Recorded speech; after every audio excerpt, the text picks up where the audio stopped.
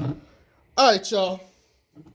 It's your boy back again with another video. Pelicans beat Detroit. Kind of like I predicted. I gotta admit, there's not much to really talk about this game. This game was kind of boring. Uh, wasn't that action packed? Granted, the score got up really high, but truthfully, it was just a bad defensive effort, even though we won. Let's talk about it.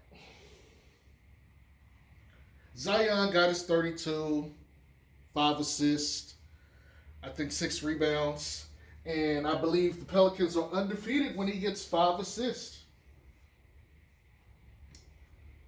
So that's something to keep in mind. Brandon Ingram, I believe, had 27 points, 8 assists, 7 rebounds. Extremely efficient. Extremely efficient. Lonzo, 12 points, 8 assists, 6 rebounds, I believe. Lonzo barely got 12 points. Now, granted, he didn't take that many shots. He only took 8 shots this game. He's been up in shots. Normally, he's putting up around 12 to 13 shots on a normal basis. This game, he took considerably less. He did go to the free throw line to get the last 2 points that he got. Made both. But he played a well-rounded game. Very good defensively, active on the defensive end. Not much critique, at least individually for most of the Pelicans. Let's talk about something. I've touched on this in a video in the past, but I want to bring this to you guys' attention very early so that you guys won't be confused or mistaken, anything of that ilk going forward. If this team were to get into the playoffs, they're losing in the first round.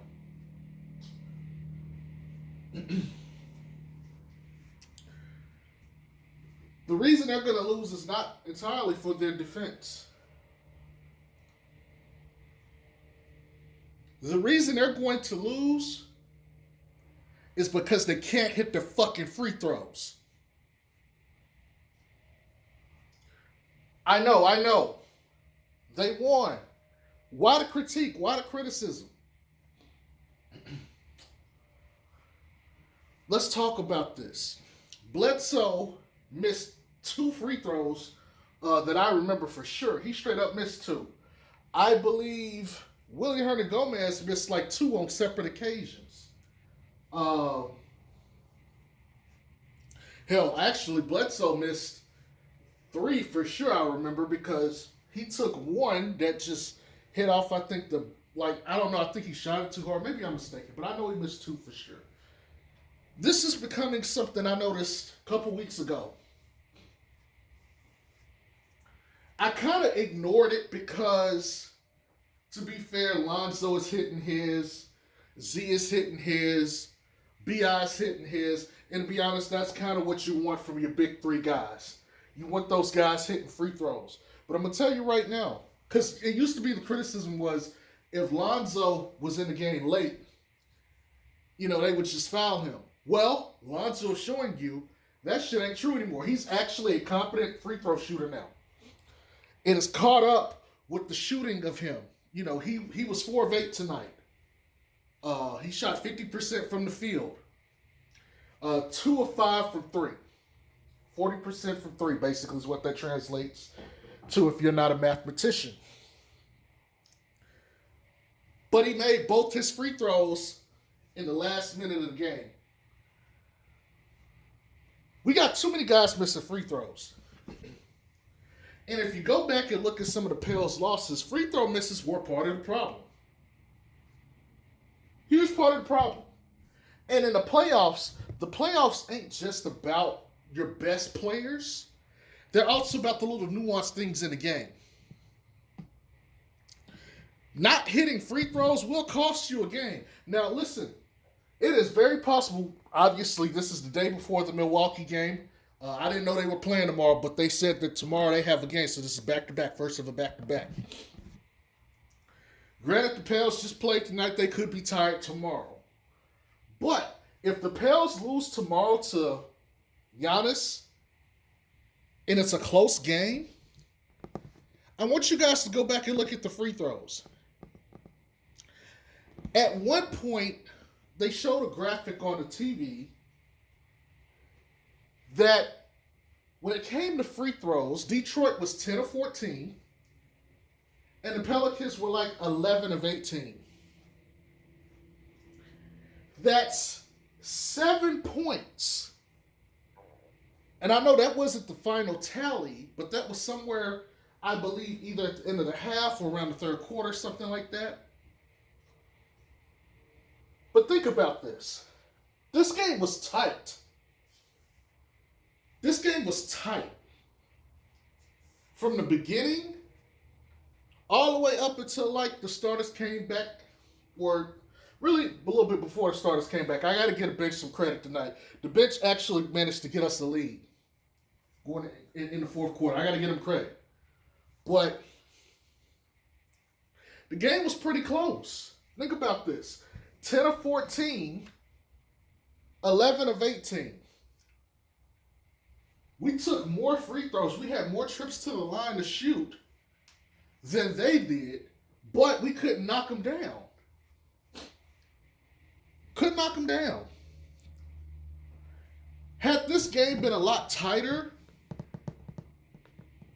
like, say, the Boston game was, you're going to look back at those free throws and some of the turnovers and say that's where a lot of our points came from. Again, this is some of the stuff that Stan has preached this year. Not the free throws so much, but taking care of the ball. But free throws, man. I don't want to beat the Pelicans up too much because they won against a garbage team, but they should have beat this team, and I knew that Detroit was going to come in and play them hard.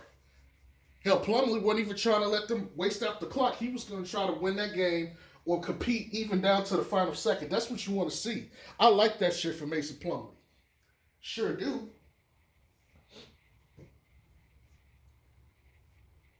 But, man, free throws.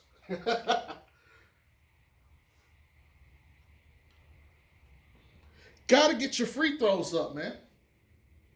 Got to knock down your free throws. You can't have guys missing free throws in these games. Look, we're ranked number 12. I'm not sure what our record looks like after tonight. We've lost a couple of games by a few points. I can guarantee you go back and look, you can go account for some of those points at the free throw line. That's the difference between being number 12 and being number 4 or 5. It's not going to have free throws, I assure you. In the playoffs, it's unforgiving. Each free throw freaking matters, and they're under pressure. You got to be ready to hit your free throws.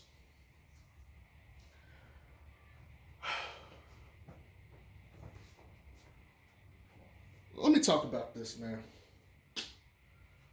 Bledsoe and JJ. I mean, Bledsoe can go get your points and stuff, but man, Bledsoe's defense is suspect as fuck. Suspect as fuck. Granted, he's shooting a high clip from 3. It's not enough, man. Dude's getting lost on offense and defense, man. Like, it is pitiful, some of what I'm seeing. And it seemed like a lot of his buckets tonight came from the transition. People just, like him leaking out, people just getting him the ball. Then there's JJ. Look, man. I know JJ hit a couple. He hit like two back to back, especially in the fourth quarter. He started to come alive. But let's be honest. I think we all kind of like. Let me just speak from my perspective here. I know he hosts a show called The Old Man and the Three. He physically looks old out there. Like, he looks slow. His shot's not falling. He's shooting league average from three this year.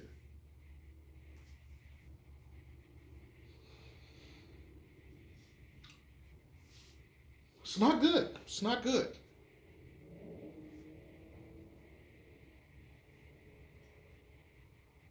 You guys saw some lineups with Kira and JJ and Josh Hart and Zion and Willie Hernan Gomez. And like I said in my other video, defensively they're bad, and you guys want to take Josh Hart and put him in the starting lineup. Nickeil Alexander-Walker, at least he knocked down a shot. At least he made a good pass here or there. I would much rather him be in there with the starter so he can't dominate the ball. If you take the ball out of his hands from dominating, he becomes a much more better player to play. And I think a little bit of comfort knowing that, okay, I'm not going to be the guy in this lineup and I don't need to be putting up a bunch of shots will help him grow. I'm glad that they took him and put him in over JJ for a couple minutes because honestly, JJ was getting cooked. He was getting lost on defense. I didn't like to see it. Bledsoe was too. And there was a play, and I know AD and Joe Myers, I believe, called out the wrong guy. They said JJ and Josh Hart were, because I forgot what the shot was, a blown call. Well, it was a blown assignment. It was really Lonzo and JJ, and I saw it happen. I was like, they didn't communicate. They didn't communicate properly. And this was happening quite a bit too. Josh Hart was doing this too. I don't know what was up in this game. Like, the communication on defense wasn't where it should be. They just looked slow. And it seemed like the game came to them like in the third quarter going into the fourth, especially in the fourth. It looked like they just kind of won the battle of attrition. They just stuck with it. And it just kind of like cocked them up. But I got to tell you, man, it's not good. It's not good. This team has way too many holes. Like, the disparity, like even with the Pistons seemed like their second unit was better than their starters. You got Svi Mykhailiuk coming off the bench. And for those of you who have followed Lonzo for any length of time, you know he played with Svi in his second year with LeBron. He was a Laker. I believe that's how they got Reggie Bullock, as they traded him to the Pistons. He was only shooting 37.5 from three. But, I mean, it seemed like every other play, the guy was open to knock down a shot. It was crazy. You know. Dennis Smith Jr., Josh Jackson. You know what? In the interest of full disclosure, let me say something. Just a little bit about me here. That draft class, the 2017 draft class, I said that was going to go down as one of the best and legendary draft classes in NBA history. Just some of the guys that's going to come out that draft class that will eventually probably make the Hall of Fame. Lonzo, Fox, Dennis Smith Jr. and Josh Jackson were two of the guys in that draft class. But you got Donovan Mitchell. I'm not saying Josh Hart's going to make it, but Josh Hart was a part of that class. Markelle Fultz.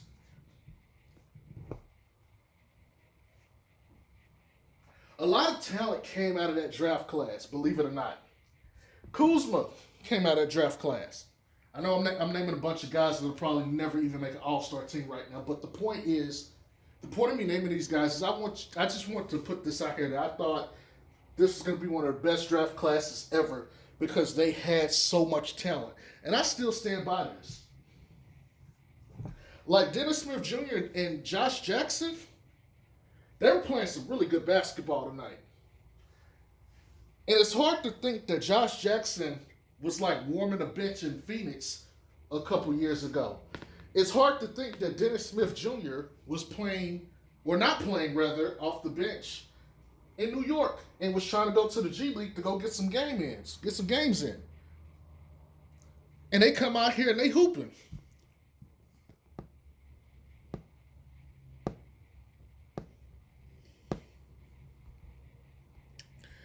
So Dwayne Casey needs props. Getting these guys to say, look, I know what you've been through. I'm believing you. You're going to come over here. You're going to get to play some minutes. You're going to get to contribute to basketball, and we're going to build you guys up. Don't worry about what happened at your other stops. We're going to take care of you. If you're a young player, man, you want to go run through a wall for a coach like that. So I know this is the Detroit team that I said we were supposed to win, but don't get it twisted. Those guys are hungry. In particular, Dennis Smith Jr., because he was drafted to my team. I'm a Mavs fan for those of you guys that don't know. So I saw what happened when he came here and they eventually traded him to the Knicks, and then they traded him again now. Like, he's pissed off. He knows he's got talent. He just needs a chance to prove it. So KC believing in him is a good thing for him. Josh Jackson, he got into a little trouble off the court too. And so for him to get an opportunity to come out there and show up like he's been showing up recently, I know somebody on Twitter asked why he isn't starting. I think it's just there's other guys proven on this roster ahead of him, and they're going to need to trade some guys before they actually can fully let him cut loose. But I think he will make his way into the starting lineup at some point. He's going to have to. Having said that, the Pistons play hard every night. This was a bad game to have on the first night of the back-to-back. I would have rather the Pistons have been the second night of the back-to-back, because Milwaukee, who is fresh, is going to be ready for the Pelicans because we beat them, I think, convincingly last time.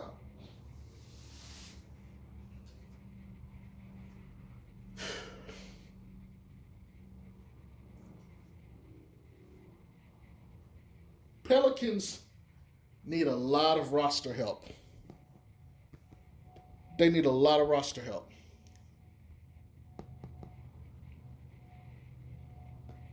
They did okay because this is the Pistons. I bench. But this is not going to cut it. It's not going to cut it. Lakers are missing a lot of guys, and they're starting THT, KCP, LeBron, Morris, and Marc Gasol.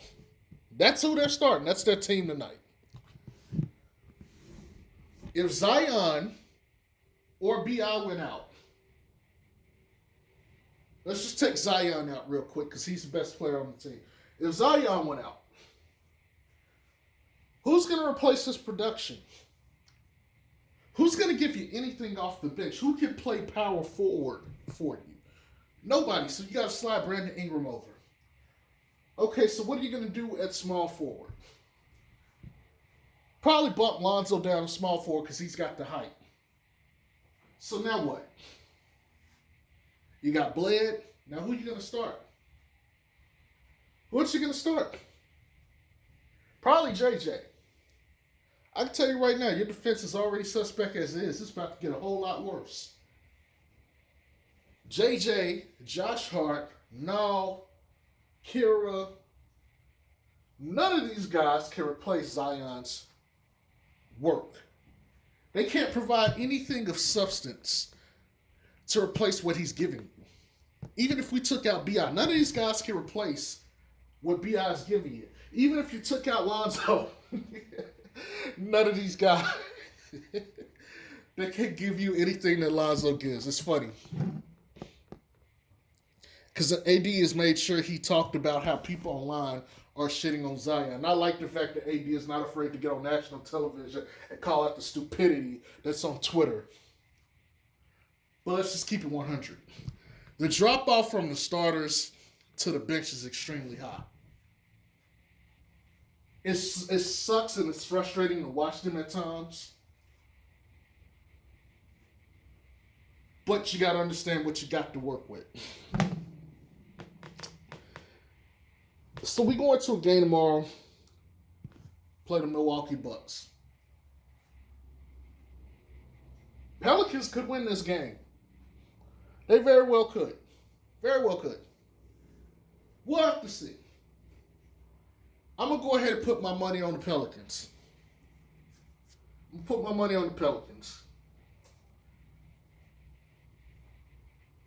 I don't think Zion is going to have as good a game tomorrow because I think they're going to take from the Celtics and they're going to execute it better on defense against them with Giannis and Brook Lopez. So this game is going to come down to how well the Pelicans make shots from three. I gotta tell you, when teams have taken away the lane and forced us to be a three-point shooting team, we lose. And we don't just lose, we lose bad. we lose really bad. I know the Bucks have been going through it for a while, but they seem to be coming around. Finally getting healthy, getting those guys back, Giannis and the rest of the team getting in a rhythm. I expect a good, hard-fought game tomorrow. Would it surprise me if we lose this game? Absolutely not.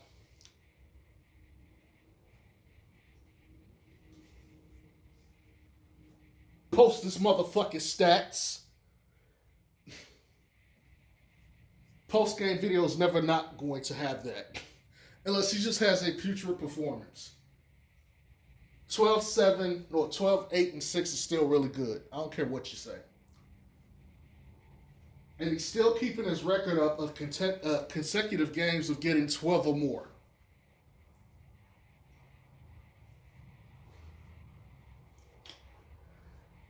Other than that, excellent game from the starters in general.